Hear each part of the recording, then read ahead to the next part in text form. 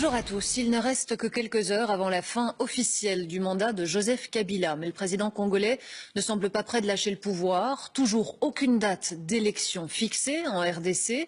La tension sur place est vive. En témoigne l'expulsion de 2 journalistes belges hier et l'appel du ministre des Affaires étrangères, Didier Reynders, qui invite ses concitoyens à quitter le Congo si leur présence n'est pas indispensable. Laurence Brex. Ces images ont été tournées discrètement dans l'aéroport de Kinshasa par une équipe de la VRT. Ils sont accompagnés par des services de sécurité congolais jusqu'aux portes de l'avion qui les ramènent en Belgique. Est-ce qu'on comprend déjà pourquoi on est expulsé? Pour toute explication, leurs visas ont été annulés et ils ont reçu un procès-verbal de renvoi qui les déclare indésirables sur le sol congolais.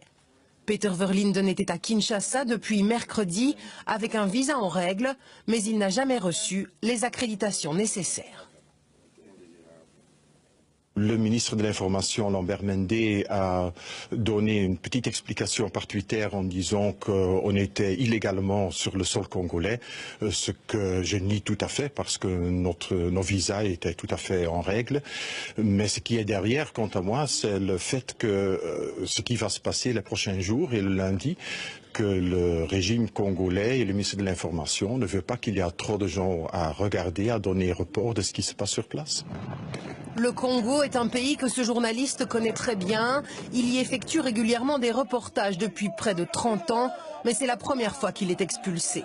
En cause, les tensions toujours plus grandes qui secouent le pays à l'approche de la date du 19 décembre, jour où Joseph Kabila, arrivé en fin de mandat présidentiel, devrait passer la main du pouvoir. C'est un signe qu'il y a beaucoup plus derrière. Le régime est en train de devenir beaucoup plus dur qu'avant. Il y a beaucoup plus de mesures répressives envers des gens de l'opposition, de la société civile, les jeunes.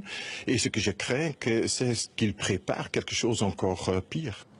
Dans les rues de Kinshasa, des checkpoints viennent d'être installés et de très nombreux membres des services de renseignement surveillent tout ce qui se passe. La situation pourrait rapidement dégénérer, ce qui a poussé les affaires étrangères à conseiller aux Belges qui le pouvaient de quitter le Congo.